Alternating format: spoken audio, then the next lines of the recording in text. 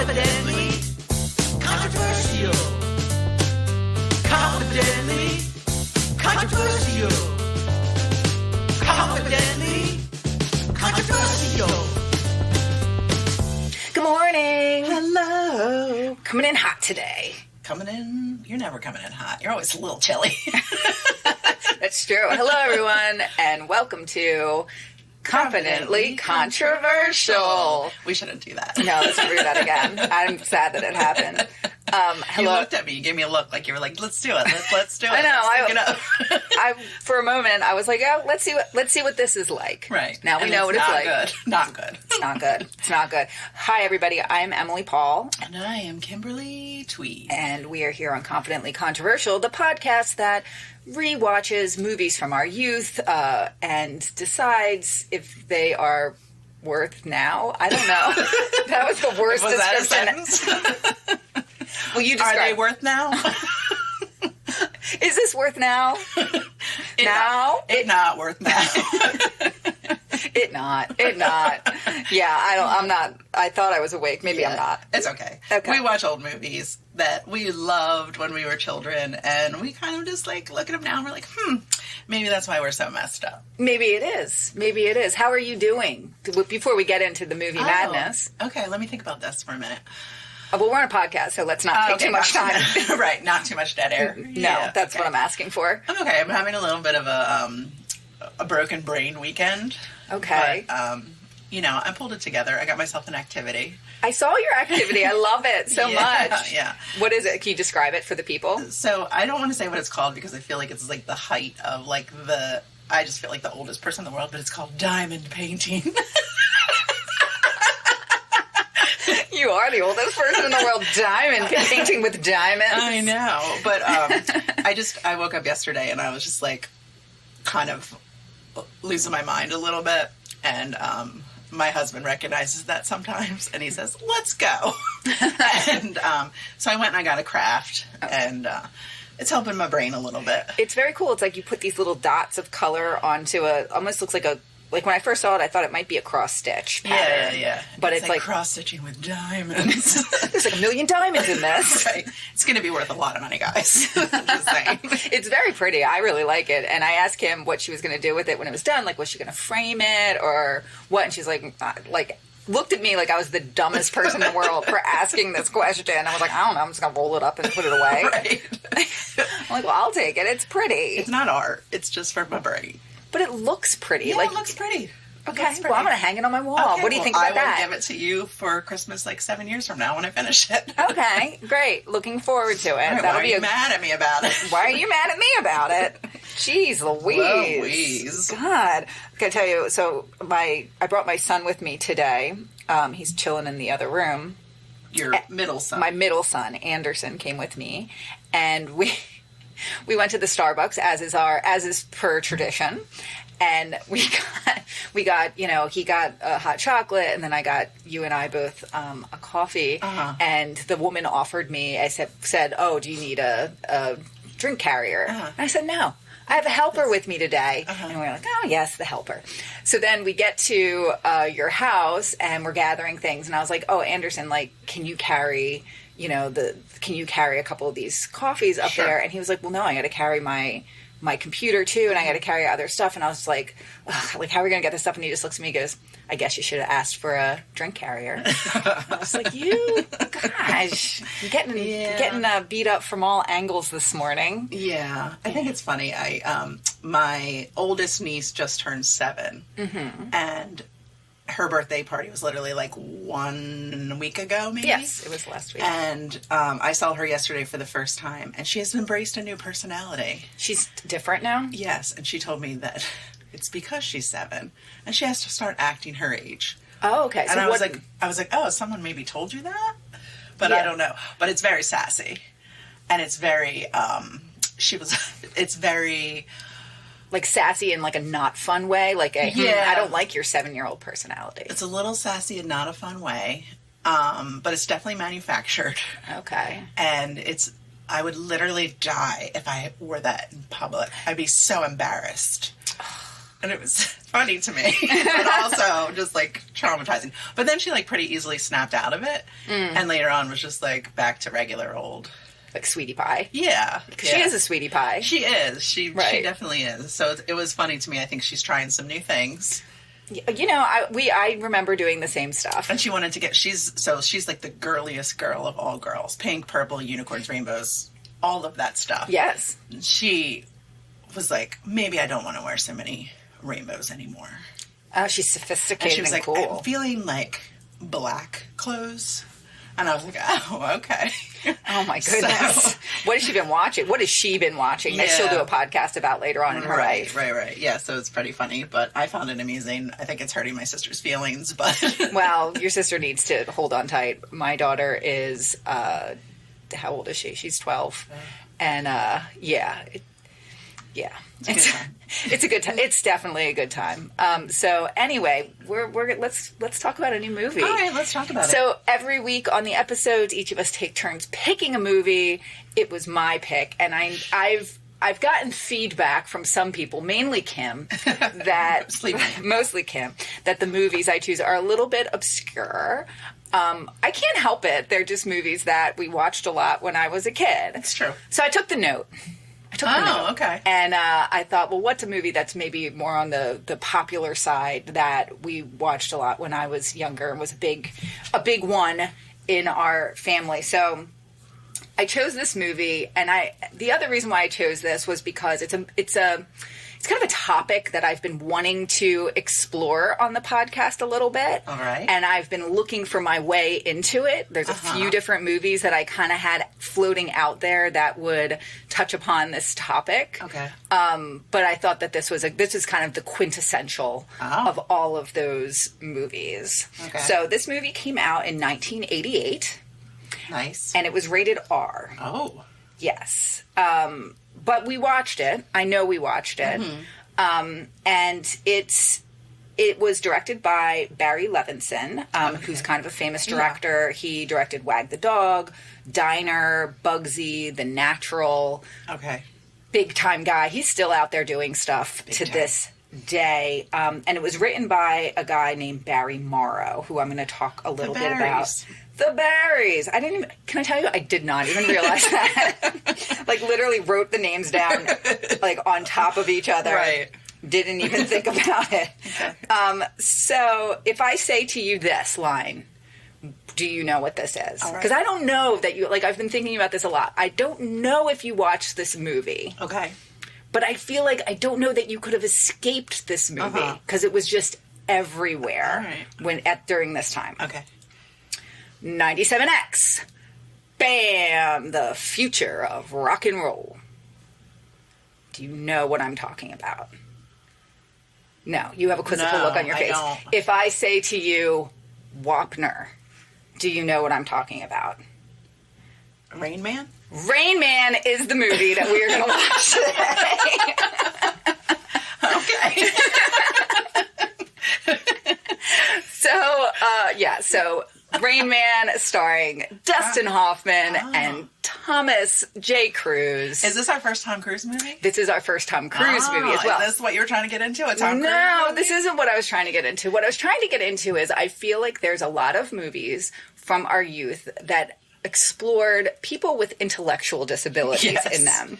And in almost like a mythical way where you would like learn something from these people. And it was very interesting to me reading and learning more about this movie because it recently, since it was in 1988, it hit its 30-year anniversary back in 2018. So there was a really interesting piece in The Guardian that talked about this film, and they, solicited they went into like Reddit and got, information from other people who have autism and their feeling about this movie, and called Rain Man the Apu of autism. Okay. Which, interesting. Because people, it's just, nowadays it's very different. Well, here's my question. Dustin Hoffman won an award for this movie? He did. It won a lot of awards. Yeah, and I feel like that was a thing for a while, where if you played someone that was mentally challenged or disabled in some way, equals Oscar. Right? Yeah. Oh, yeah, definitely. And, looking back on it, I feel like let's just talk about it like when it came out, because it's a very different time, I think. And as I read more about it, it really is both good and bad for the cause in a lot of ways. So he is autistic. Well, but that's they don't the thing. talk about it. Well, I don't remember if they talk about it. I seem to remember that he was autistic, and that's what I came out of this with, because I feel like for a long time, that's what I thought autism was that. But being able to count cards. Yes, but he's not. I thought autism was savant. Right. Because in a lot of movies, they did have savants, and savants were big. Like, I feel like when we were in that time period, like, I think of all the talk shows, it went through this time period where you would see a lot of savants. So savants are people who have intellectual disabilities in some ways, but also in other ways. And I don't think it's always... Do they have to have one? They can just be good at something. They could. Right. So this is what I just learned. But what I always thought it was, just based on thing, was that you had people who maybe were, who had some problems, but had these like amazing talents. So you would see them on talk shows and night shows a lot, like people who could play piano amazingly and knew any song. From like a very early age. From a very early age. In fact, one of the other movies that I was going to use for this is a movie called The Woman Who Willed a Miracle, which I knew you would be so sad if I picked that movie with Cloris Leachman. Oh my God. I don't know where you grew up. I can't believe you grew up like in the same town as me and we went to the same school and stuff like that. Like, I can't. The Woman Who Willed a Miracle had a character in it who had a lot of disabilities, but he was a savant, and he played music and played piano, knew like any song. And then there's another movie called The Boy Who Could Fly, which I also looked at. Do you remember that one? No. With Fred Savage? Oh God. And no. I can't, like that movie was on a ton. We watched it a lot. I never liked it that much, but I know we watched it a lot. But apparently that kid, not Fred Savage, a different character, had autism in the movie. It was like all about the boy who could fly had autism. It didn't make you fly, but in the movie, I guess he fly? did. You're talking about savants, like that's a skill that you can have as a savant. No, I don't remember that movie. I don't know that kid. He's really good at flying. Right. No, I don't know, but yeah. So, but I chose this one because again, I feel like it won so many awards. So it actually ended up winning 4 Oscars. Wow. It won the Oscar for in the 1989 Oscars. It won Best Picture. Really, Best Picture. Best Picture, Best Actor in a Leading Role for Dustin Hoffman. Best Director and Best Writing. So the Barrys won. Was Dustin Hoffman won. Was Tommy Cruise nominated? He was not. He was not nominated. It was also interesting to me. So when they made this film, Dustin Hoffman was 50 years old and Tom Cruise was 25. No way, really? Yeah, which is so funny to me. It's funny because last night we ended up watching the new Top Gun. Oh. So I was like, this will be interesting to see like Tom Cruise recent and then we'll see. But yeah, that guy's had a huge career. What are your feelings about Tom Cruise in general? I think you like him. I really liked him a lot, like, in this time period. Like, in the 80s, I had super crush on Tom Cruise. Because he's just so handsome. I mean, my goodness gracious. I don't think I was ever crushing on Cruise. Really? Yeah. He's very, very handsome. I'm sure he is. I feel like the Scientology stuff is a bit too much. You can't say stuff about Scientology on this podcast. Oh, I'm sorry. You're just going to flag it. I'm sorry. They're coming for us. Oh my God, is that a knock at the door? Protect my child! Yeah, I think that's a bridge too far. But when you hear other actors talk about him, nobody has anything bad to say about him. No, because I guess you always, can't. Like, funny stories. Like, everyone has the funniest Tom Cruise stories because, like, he's so, like, he's a wild guy. He is a wild guy. Like, he does all his own stunts and things like that. And, like, I've heard Jake Johnson. Do you know who that is? He's a comedian. Yes. Who's on New Girl. Like, I guess he was in a movie with Tom Cruise. And, like, he was like, I thought I was going to die. Like, yeah, and I've also heard, like, him showing up at parties. Like, I think this is a Jimmy Kimmel story of, like, him showing up at a party at Jimmy Kimmel's house. Like, Jimmy Kimmel, who, like, famously has these, like, huge parties with all kinds of celebrities. Did I say? What is it? I don't know what I said. There's a lot of celebrities there. Okay. And Tom Cruise showing up and like bringing his mom, but like also bringing like really fancy cupcakes for like everyone and going around and handing them to everyone and having like meaningful conversations with everyone who is just like, it's almost like he has this like sage level of people talk about like when they talk to him, he really looks at you and is very like intense, but also like you walk away from it like, wow, Tom Cruise. So, but then I go to it's fascinating. Like the whole thing is fascinating. I mean, Scientology, horrible, fascinating. Fascinating. Like, and he's big time in the Scientology world. Yeah. And that's like a very interesting thing when you talk about like him being very good friends with David Miscavige, and then the whole thing with like Katie Holmes and his daughter, and then also like Nicole Kidman and those children. Yes, extremely fascinating. If you guys don't know what we're talking about, like we couldn't possibly explain all this to you on this episode. No, there has to be like a Tom Cruise specific episode. You should start out by watching a documentary on Scientology. Go start there first, and then dive into some great Tom Cruise-ness. I liked it, like, and again, like before, I feel like early Tom Cruise, 1980s, 1990s Tom Cruise, before everybody really knew what Scientology was, I feel like I really liked Tom Cruise movies. Oh, yeah. Like, Far and Away with him and Nicole Kidman is a great movie. Cocktail. Great movie. I liked this movie a lot when I was younger. Like, I really liked Tom Cruise. So, you know, and he is a great action star as well, and does some great Mission Impossible. I mean, they've made so many of those now. I know. I haven't even seen. I saw like I remember seeing like the first one and it being like a big deal. They're probably good movies. I feel like they've got a good formula. They're sticking with it. It's kind of like to me, I put those in the same category as like what's the spy 007. James Bond. He's very famous. I've heard of it. Shaken, not stirred. That guy. I feel like it's like the same level of stuff where it's like, I'm sure they're good. That's why people like them. It's just not for me. Yeah. It's just not for me. I don't know. Give me a solid rainy day and a marathon and I'm all in. Okay. Well, that's good. So let's go back to Rain Man. So I want to talk a little bit first about, I talked about Barry Morrow, the guy who wrote this movie.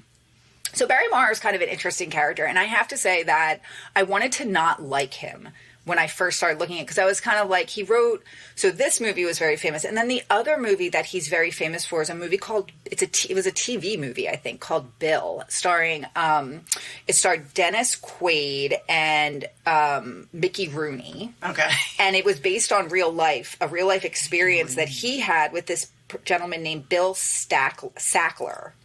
And so Bill Sackler was someone with intellectual disabilities who lived next door to Barry Morrow, and Barry Morrow kind of like helped him out.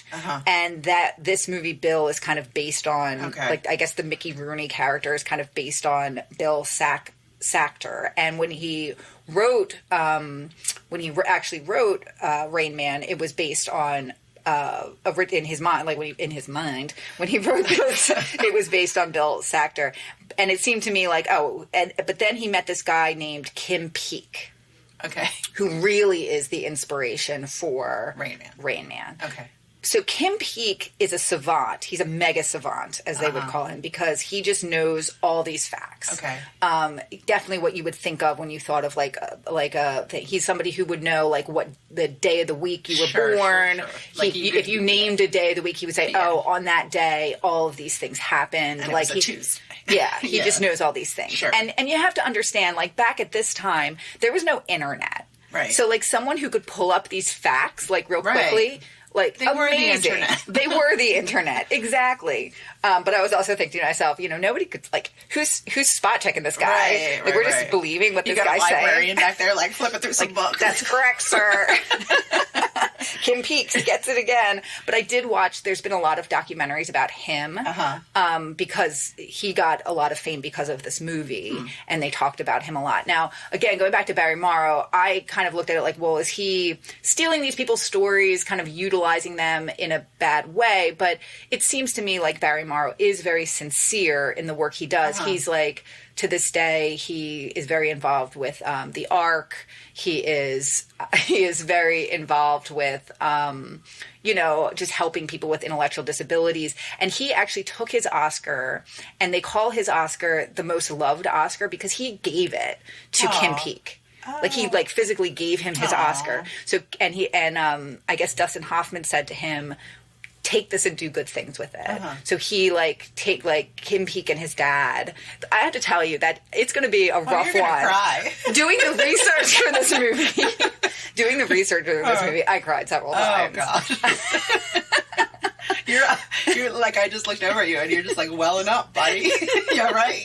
Well, it's moving. It's very moving. I think it's interesting that they call them intellectual disabilities. Like in the same sentence that you're telling me that this guy is as smart and knows all this stuff, it's considered a disability because they're lacking in other areas. He can't. Well, he does have so yes, he's lacking in other areas. And I did look up what is the proper thing to call people, and they say intellectual disabilities. Okay.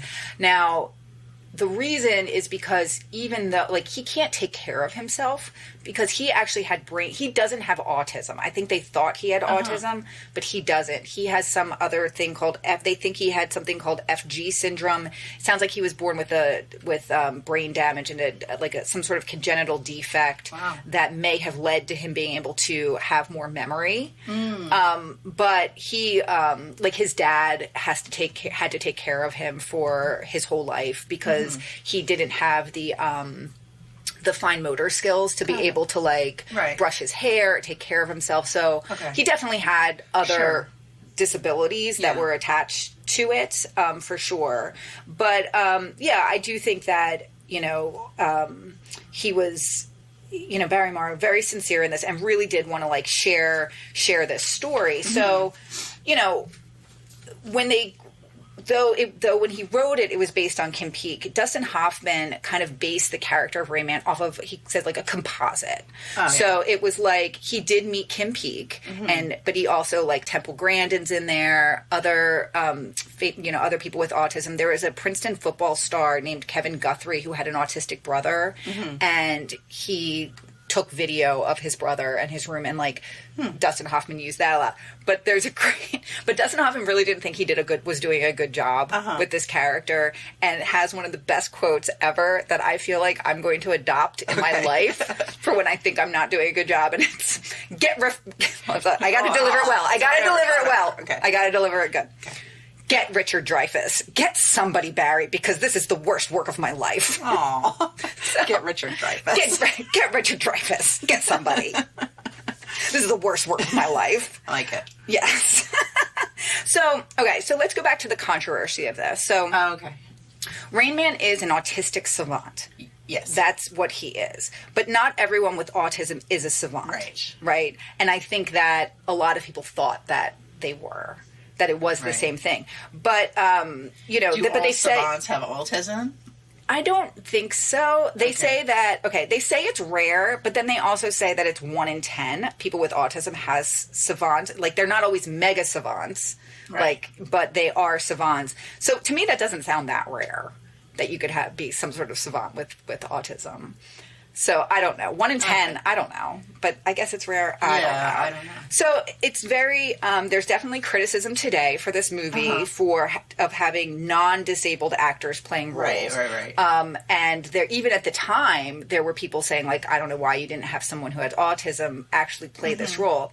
I go back and forth with that because I really feel like people there's nothing wrong with film is art, and it's all about other people sharing the human experience, and sometimes that means having someone that's the art of being an actor. That's what acting is you're taking. Yeah, I agree with that too. I mean, obviously, a white dude shouldn't play an Asian man, but I think personality traits, or if you're doing it in a sincere way, where I feel like Dustin Hoffman truly wanted to understand people who had this, and he was trying to embody that and express it and share it with people. And I understand the idea of having more opportunities for marginalized people, but at the same time, I think it's a very gray area. It's a very gray area. Do you know what they call it? What? Cripping up. I know. Stop. That's what they call it. I don't like that. I don't like it either, but that's what they call it. But, you know, others, even people with autism, kind of see this movie for what it is, which and acknowledge that it was groundbreaking at the time. And it did bring real attention to autism. I'm sure it did. And it's interesting because autism, so like attention leads to money. Leads to more research, leads to a lot of other supports and great things. So think about when we were younger, and people talk about it a lot. A lot more often, children these days are being identified as being on the spectrum. That just wasn't a thing when we were kids. Like, if there was someone who was severe, that yes, you would be identified. Sure. But nowadays, they're identified more and more. I don't even know if they were called autistic. I don't think so either. Like, I also think of kids we went to school with who were most likely on the spectrum, but they were just taken as like, oh, they're just weird kids. Or bad kids. Or bad kids. Like ADHD and all that stuff. Those kids were considered bad kids. Right. So because, they call it the Rain Man effect, because of this movie, and they have been able to, do more research into autism, which has led to being, being able to more clearly define what it is, which has led to more people being diagnosed with it at earlier ages. Now, they say that that's not the only reason why there's more people being identified with it. Another reason is there has been an uptick in just overall in congenital abnormalities. And, I don't know why that would be. In America, we eat so well, and we take care of ourselves so much. I can't. My pumpkin spice and move on from that. Let's just do that. But yeah, today there's a lot more movies and a lot more shows depicting autism. There's a lot more autistic characters in general. But at the same time, I guess thinking about this movie, I'm a little worried about watching it.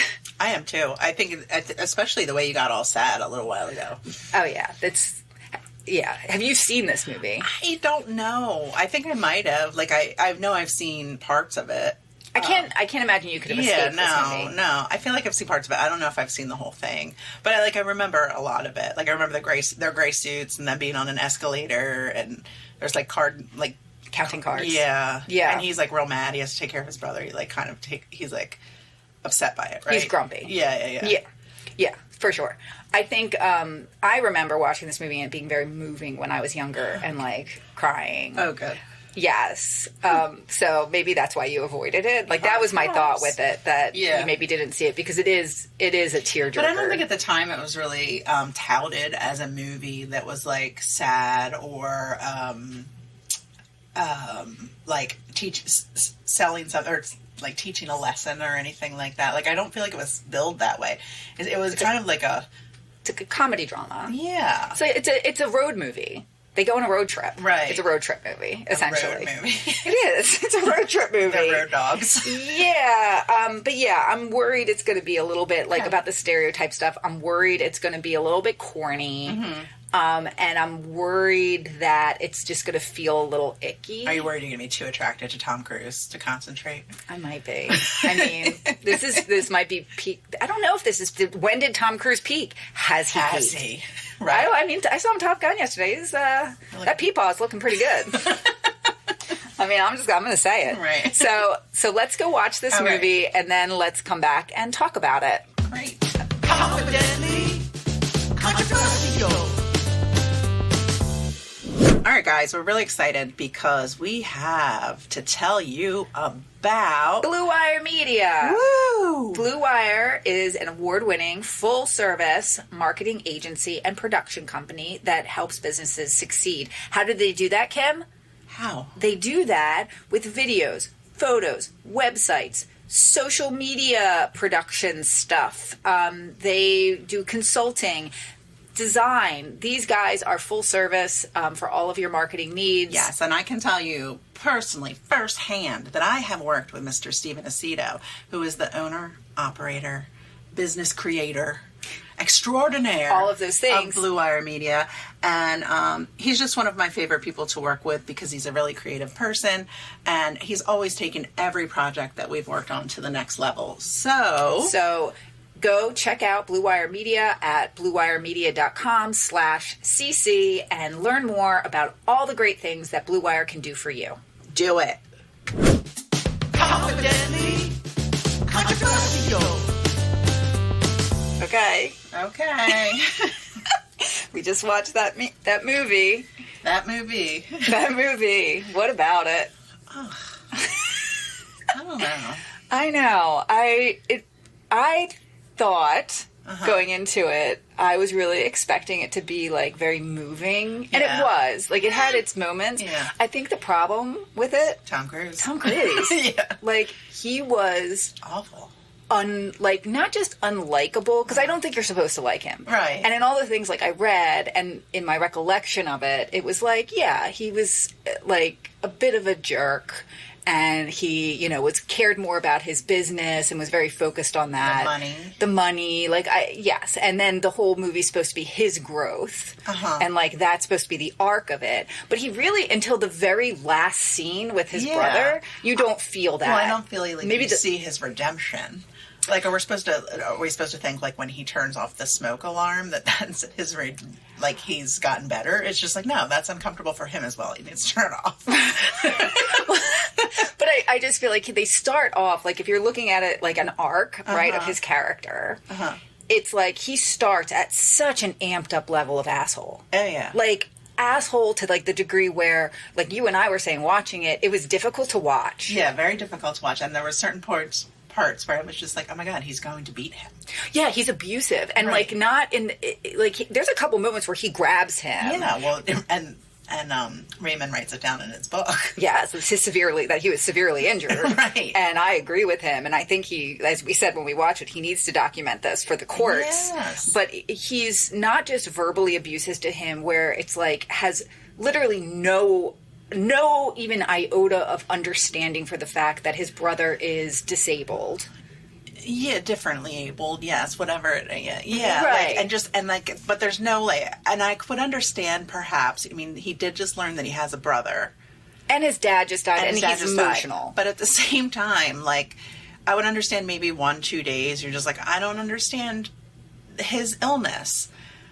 And then, but it's like 2 weeks later, and he's still just like, what the fuck? Why don't you get it, Raymond? And, like, the way they, like, he's like, the way that they ask questions, because Raymond is, like, he's severely autistic. Yes. And so it's like, he can't look at anyone. He is, very he has his rituals that he keeps to. He kind of repeats things. And so, okay. But the way that his brother, Tom Cruise, and even the doctors, when they're talking to him, the way they deal with it, they, like, batter him with questions. Yeah. It's like, obviously he's not able to answer your question. Why are you battering him with words? Right, that's what it felt like. Right. And then there's that they're trying to, like, figure out what his, because he has the savant quality with numbers. So they're trying to figure that out. But in the doctor's office, and I don't know, it's just very strange. Like, there's this whole conversation where, like, he's like, oh, he writes down on the chart that Raymond is autistic. And the nurse is like, he's artistic? Yeah, like, nobody knows what this thing is. Right, they hadn't heard of it. But I don't think a lot of people did. Yeah, and then the doctor was like, oh, well, let's watch this. And he, like, gets out his calculator. Right, and then all of a sudden it's like, oh, wow, he has some cool skills. Right. Yeah, I just feel like with Tom Cruise's character, he is to a level of abusive, not just with Raymond, but, like, with his girlfriend, too. Yeah, he's not a good person. No, and I mean, they set him up from the beginning. I think they're supposed to show that he's intense. Yeah. He's very intense, and that he's, like, all about the money, and he's got this business, and he's a little bit, like, of a slickster. You can tell. Again, with the cars in the 80s. Yeah, where he's just, he's kind of wheeling and dealing. He's making stuff up. Yeah, we don't really know what he does. He sells cars. But they're, like, expensive cars. Right. They got to pass the EPA. There's a lot going on. But he's got loans for them. And his whole business taken away. In the 6 days of this journey takes place, his whole business goes under. But, he doesn't care anymore at the end because whatever. I do think that, but yeah, he lies to everybody in his life. He lies to his girlfriend. He lies to the people he's doing business with. Like, he's not a good person such that he could not be redeemed in like, I don't feel like I think it's nice, like that scene in the hotel where he has that realization that that Raymond was the Rain Man, which he talks about. The Rain Man was like, he thought it was like an imaginary friend because he, like, Rain Man left his life when he was like 3 years old, 2 or 3 years old. So it's like he thought it was just pretend, but then when he realizes that, oh, this was my brother, this was the Rain Man, he sang to me when I was little. And he was sent away to this home to live because they were afraid he was going to hurt the baby. I know, hot water burn baby, Kim. So sad. I know. It's not sad for Tom Cruise, it's sad for Raymond. Right, but I just, in watching this, like, a couple of things that struck me in terms of, like, the fact that it didn't, I don't know, like, watching it when I was younger, it never dawned on me how mean he was. Oh, like, my just, God. I mean, by today's standards, he would be like a villain. Retarded. Fucking he calls retarded, him a fucking fruitcake. He Oh, calls him an yeah. idiot. He says autism is a bunch of shit.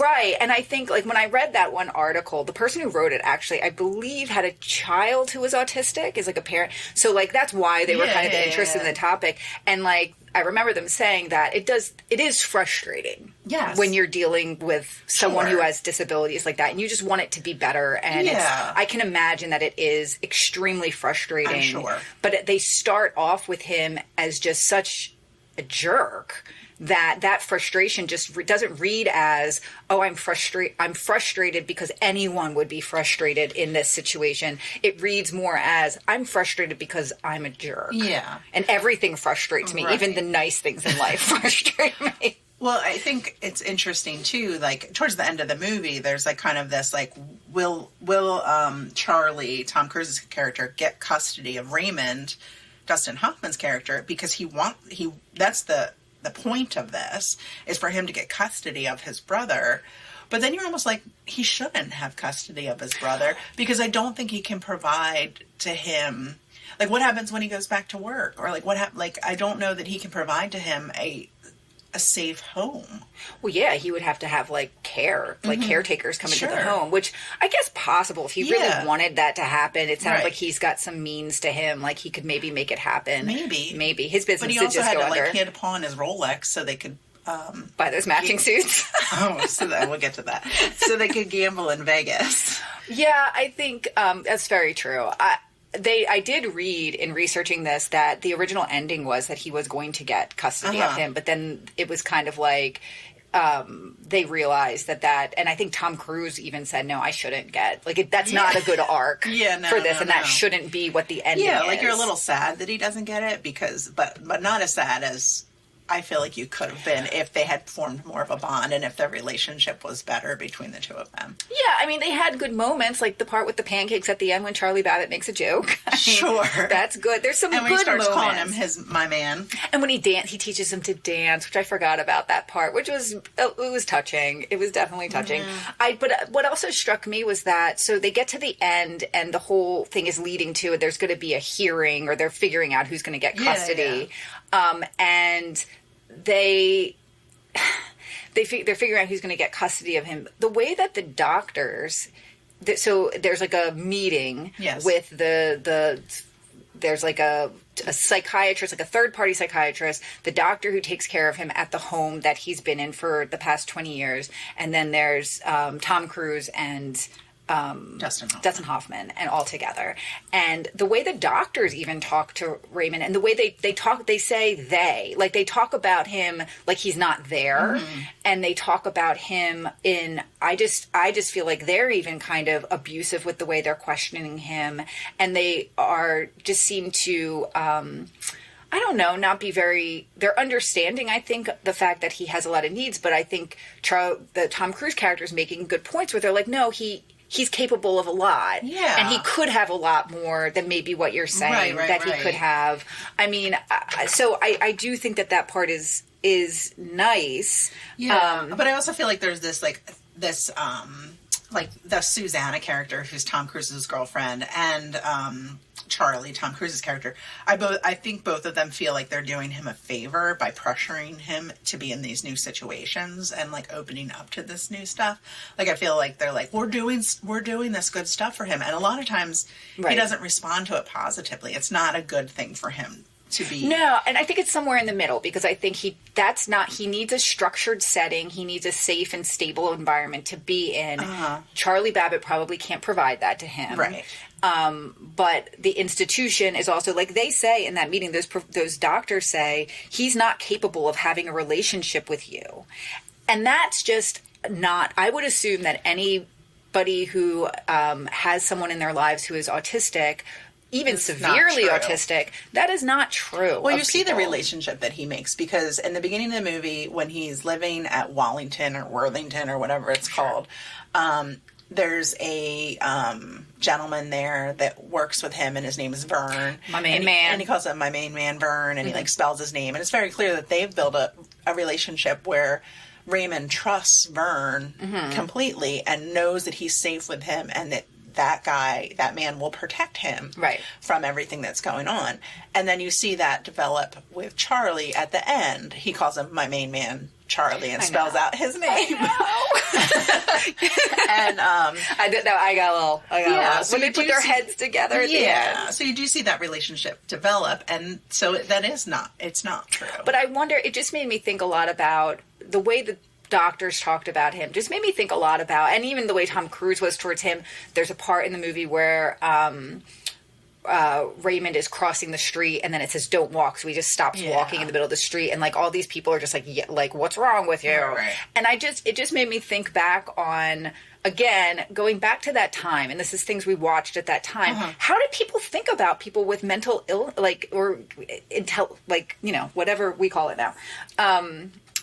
What did people think about people who had disabilities like that, and what was being told to us as kids? Because I remember feeling like, I guess I would always feel very sad when I saw someone who had a mental disability, or was intellectual disability. But I would think feel there was sad a lot about of exposure, and and I think that, like you said earlier about this movie, showcasing autism for one of the first times in like a bigger platform did bring attention to it and did bring money to it. So there was an understanding of what was going on and what this was and what was happening with people like this. Whereas before, I just feel like it wasn't really showcased on television, or you didn't learn about it. And for good or for bad, that's the way we learn about a lot of stuff. Well, it's 2 for good, 1 for bad, Kim. That's what they say. That's how they bet. When they're counting cards. When they're counting cards. I even think about, like, my kids now, they know what autism is. And they also learn in school about kids who have, who are disabled or have other things that go on. I don't feel like, and kids are also, children who have disabilities aren't just completely taken separated. Yeah, when we were kids, there was Ocean Academy, remember? Oh my gosh, and it was basically like you knew about it, but it was like lore. And it was like where all the bad kids went. Bad kids kids with problems. But truthfully, it was probably a school for kids with special needs. Yeah, does that still exist? I don't think it's still there anymore. What's the lore? What's the current lore on Ocean Academy? Where is it? Where did it go? Where did those kids go? They went to Ocean Academy. And then there's that developmental center. Right. Out in there's a couple of them. Yeah. In this area. Well, I know that the Ark also has they have people. I'm sorry. Do we have to talk? Can we talk about it? I feel like, because we keep laughing when I bring up the Ark, and that makes us sad. That's going to be, people are like, why are they laughing at the Ark? Which is bad. Right. We shouldn't be laughing at the Ark. No. My grandma used to work at the Ark, and it just didn't go well for her there. So that's all we're laughing about. It didn't go well for her there. So my grandma, on my dad's side, she volunteered at, do you say what the ARC is? If people don't know. Yeah. I mean, it used to stand for, I think it was like Association for Retarded Citizens. Yeah. But obviously we don't speak in that way anymore, so I don't think that they call it What do they call it now? Just the ARC. Oh, okay. They don't break it down. They don't break it down. Okay, so she used to work at the thrift shop, and then she ended up working in like a group home Sounds like she was a very nice lady. She was a nice lady. She gave a lot of her time and energy, and she would like take home clothes from the thrift store and fix them and then bring them back so that they could sell them for more money and stuff like that. That's so nice. And she would like polish the silver. Like she did a lot of nice stuff for the ARC.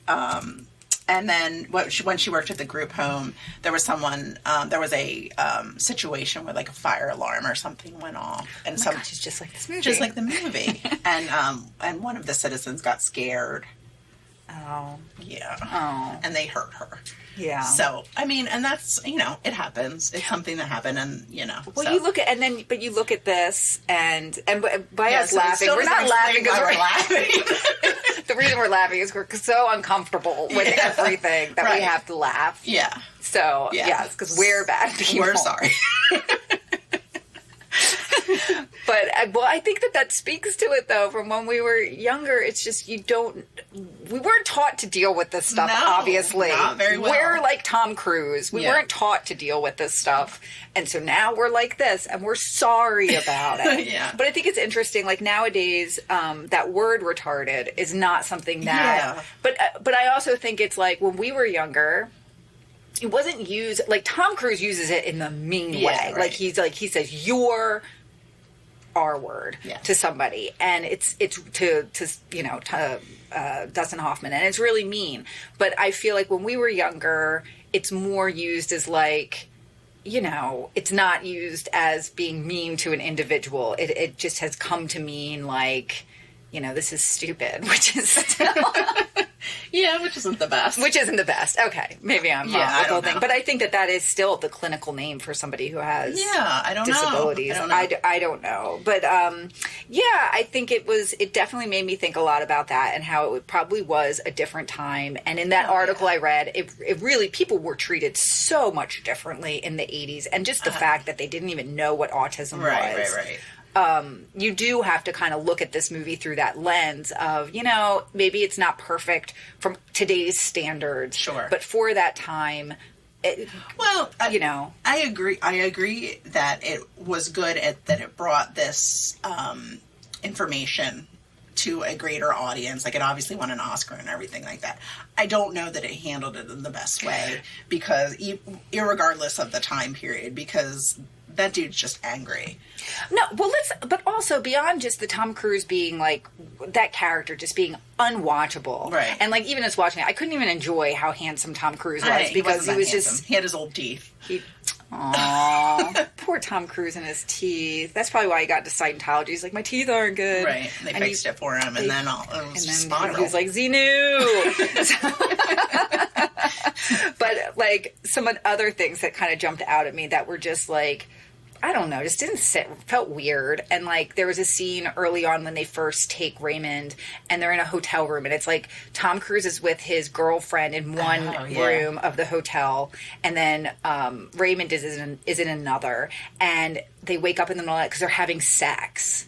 And Raymond... Well, they're already awake. They're awake. Yes, that's true. You would have to be.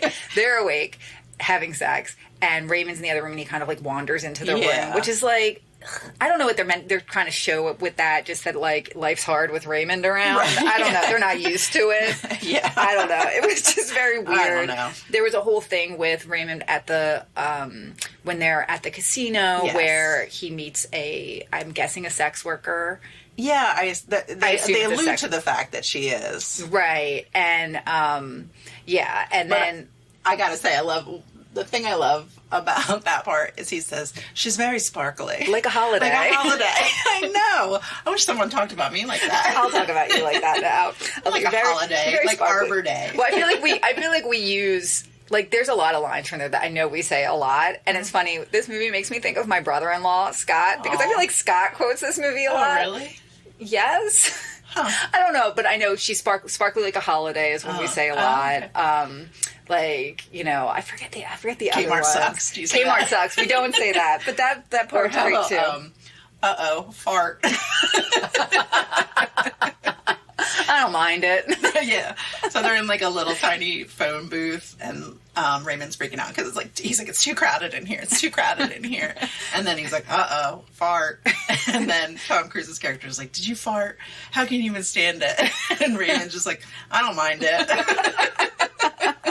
Well, the other thing is that, the other thing interesting about this movie, when I did my, when I was researching it, they talked about how when they showed this movie on airplanes, they edited out the parts, because there's a whole, I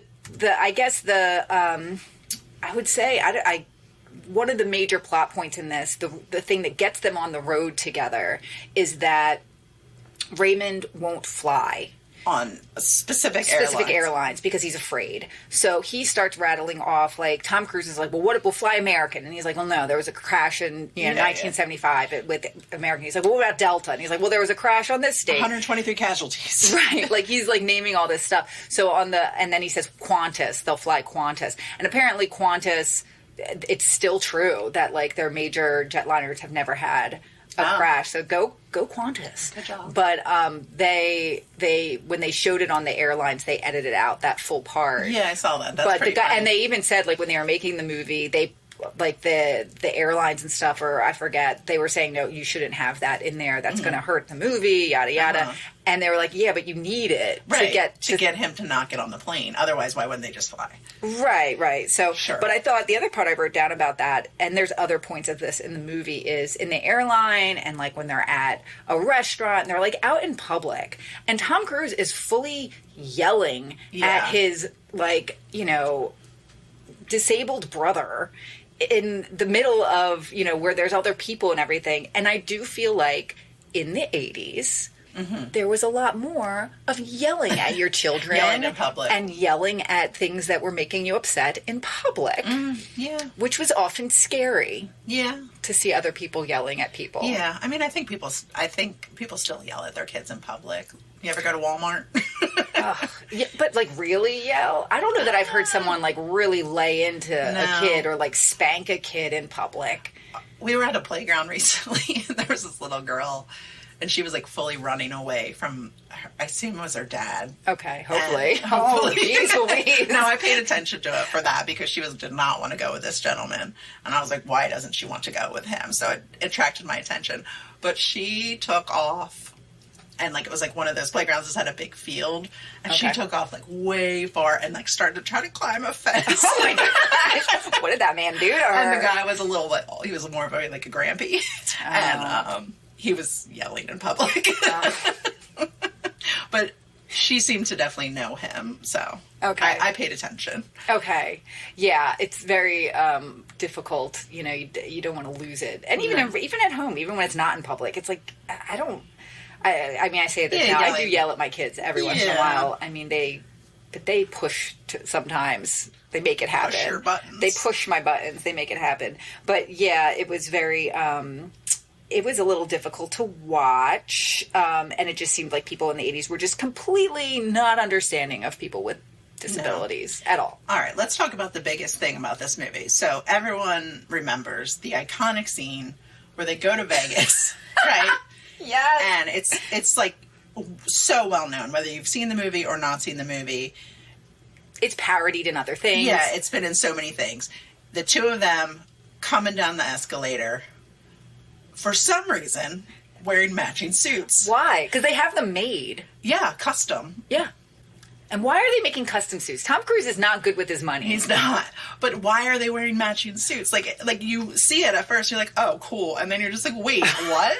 Why? And also, they're going to Las Vegas to count cards. Yes. Because Tom Cruise realizes that he can make money off of Raymond's, like, savant abilities. So he takes him to Vegas to count cards. And I'm like, okay, let's not be conspicuous. And he tells Raymond, he's like, we're not going to talk. He's like, you can't tell people that we're doing this. You have to be, keep it hush-hush. But then it's like, here we come down the escalator, two grown fucking What's men. more obvious than a 50-year-old man and a 25-year-old man dressed alike?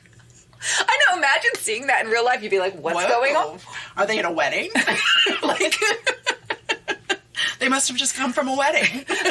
That's the only thing. Right, that's the dad, and that's the groom. But the style in this, too, was very, like, no button tie. up. No all tie. The way buttoned. Yeah, because Tom Cruise, even in that scene, he's wearing, like, a polo shirt or something, and it's in like... another scene, it's all buttoned. He's dressed like a mad dad. And he also gets, he also takes off his shirt.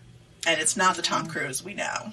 No, Tom Cruise, and I think in the 80s, they didn't know how to get a man, like, super cut. Right. How men are super cut nowadays when they're... Yeah. So he still had a little bit of, like... But, I respect it. He's got a little bit of, like, a little He bit had a little bit of a dad bod. He had a little bit of a dad bod at 25. Yeah. A little bit of a dad bod. And his old teeth. They really, like, glammed him up. And he had a bit of, like, an 80s mullet happening. A little shaggy. He was a little shaggy. Mm-hmm.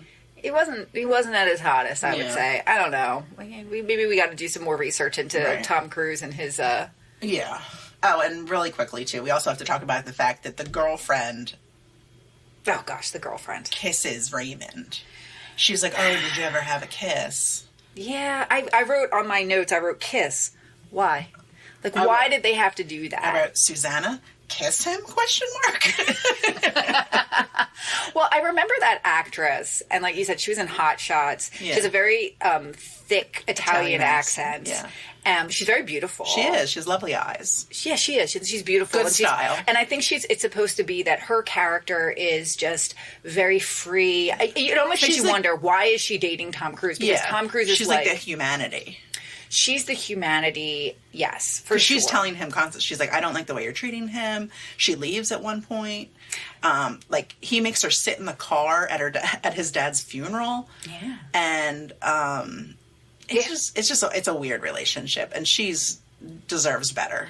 I just don't understand why she goes back with him. Yeah. I think it would have been okay if she disappeared. Was it. Because I think that's what Tom Cruise deserves. Right. It's not for her to be with him. And then she gets weird in the elevator.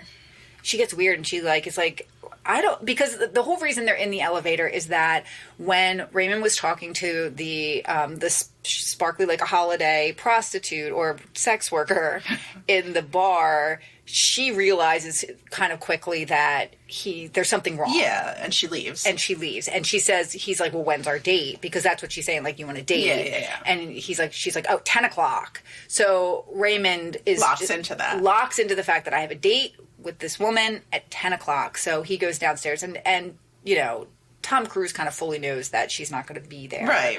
But there's really nothing you can do. Yeah, you can't talk him out of it. You can't talk him out of it. So they take him downstairs, and Suzanne, the girlfriend, stays with him. And, they realize that he's not, the date isn't going to be coming along. So when they're in the elevator going back up to the room, she just turns off the elevator, because that's a thing you could do without alarms. You would ever risk that? Right. Would you ever risk that by pushing the button and be like, no, I'll just stop it for a minute? No. I just feel like I'd get in trouble. Well, not even that, but, like, you just don't know. You don't know the state of that elevator. Like, it'll never turn on again. Right. Like, you're turning it off and then... Or up or down or some way. But it's not good. Like, just get me where I'm going. We can dance in the hall. We'll dance in the hall. We'll kiss in the hallway. Whatever. So she turns off the elevator, and he has, like, a little TV playing music. So to the music, because he had practiced dancing, Charlie Babbitt taught him how to. So they dance in the elevator, and then she's like, did you ever kiss a woman? And it's like, obviously he hasn't. Right, and he doesn't need to. Like, his life is fine without that. That's what I mean. He's not asking for a kiss. Right, like, they're trying to open him up to these things that he doesn't necessarily need to be exposed to. Not everyone has the same life. Not everyone has the same experiences. Yeah, like, I think people want other people to want the things that they want and experience things that they do. And I think that people who have sensory issues, like, they don't want a hug. No. It's not like their life will be better with a hug. Right. You're not giving them a gift. Right, like, they don't want that. Right. And I think that's the thing. She's like, well, let me kiss you. And it's the most awkward, weirdest scene in the world. And she's like, how was that? And he says, wet. But the way that, like, he, like, his mouth is. I know. It's just, Dustin Hoffman does an excellent job in this movie. Let's not. We don't need Richard Dreyfuss. No. He did a good job. I see that. Like, I mean, he does do a really, really good job. Good job. Good job, Dustin Hoffman. Good job. You did good. You're a really good actor, and we're really proud of you for doing such a good job. All right. So would you watch this movie again? I don't know that I need to watch it again. It's very long. It's a very long movie. And there's a lot of unnecessary scenes for it to have been a Best Picture. Yes. It's not tight. It's not tight. Yeah. Not at all. It's not... it clearly didn't win the Oscar for editing. No, and you could definitely cut down on a lot of it. There's a lot of pan flute going on. That's the other funny thing. Yeah. The person who did the music for this is kind of famous for the scores. It's Hans Zimmer, who's written a lot of scores for movies. So, I mean, I read that, and all I could remember is that they played Aiko, Aiko, Aye at the beginning of this movie, but I didn't remember anything else. So I'm like, oh, this will be cool. It's like a famous score. That'll be interesting. But it's just pan flute. And the knee bone's connected to the... Oh, yeah. There's a lot of that song happens in there. But then besides that, a lot of pan flute that happened throughout this. So, yeah, I don't know that I need to watch it again. No, I don't. I felt like it was too long. Yeah. Isn't that weird to think, like, for the rest of my life, like, I'm not going to watch this? Oh, yeah. I mean, there's other things. Probably not. No, I think I'm good. Yeah. I think I'm good. All right. And we watched it on Prime. We had to rent it. It was $3.99. Okay, so get ready. I mean, go back to it. If you have fond memories of this movie, definitely go back. If you're interested, if you are someone who is involved in the world of people with autism today or anything like that, I do think as far as like a historical artifact that showed how people were about people with autism or didn't know about people with autism, I do think it's interesting from that point of view, where if you're someone who's involved in that, you've probably already seen this movie. I mean, let's be honest. But I do, if you haven't, I think it is something that's interesting to watch to see how different it was in the 80s. Yeah. Yep, for sure. Now, I'm going to need you to pause the recording because I totally forgot about the Spader thing. So forgot about the biggest and the best part of the show. I got very into the whole thing, so you're going to have to pause it. All right, pausing. Okay. All right, Kim did it. I did it. I'm sorry. I feel like I really let everybody down. But go ahead, Kim. You've let everyone down. But this is a... Direct Connect. Ding, yes. Ding, ding, ding, ding. There was a 1981 film called Endless Love. My Endless Love. That looks a little sexy. She is 15, he is 17. The love every parent fears. So hold it. Is he the 17-year-old and she's No, I don't think he has a big part. It stars Brooke Shields. Okay. Martin that Hewitt. Poor girl. I feel like they really just... Have you ever seen, like, recently, I feel like they've talked more about her and... Yeah. So. James Spader is in this movie. This is Tom Cruise's first movie. Ian Ziering is also in this movie. He must have been like a child. Jamie Gertz. Yeah, it seems like he was a sibling or something of the main girl. But anyway, there was a 1979 novel of the same name. Who made this movie? Franco Zeffirelli. Zeffirelli made this? Oh my gosh, Franco Zeffirelli made Romeo and Juliet from like the 60s. Oh. That's interesting. Robert Altman. Robert Altman? Yeah. Oh my gosh, I'm going to watch this. Well, we'll bring it to the pod. Okay, I'm going to watch this one just for pleasure. For my own bring pleasure. it to the pod. Okay. My Endless Love. All right, so we did our Spader connection. Well, what else do we have? What else is there to say, Kim? Just follow us on Instagram at Confidently Controversial. Watch those sweet, sweet TikToks that Emily makes at Confidently Contro. Yes. You can send us an email. You never do, but you can send us an email at confidentlycontroversial@gmail.com. And I think that's it. We're also on YouTube, and more people have been finding us on YouTube, which is kind of interesting to me.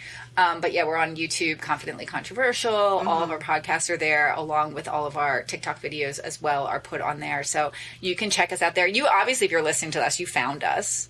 You found us. Keep finding us. Yay! Tell your friends. Good for you. All right. Well, thank you. We love you guys so much. And just don't forget to be confident. Yeah, be confident, guys. And, don't be Tom Cruise in Rain Man commercial. No, stop it, Tom Cruise. All right. Bye, guys. Controversial. Confidently controversial.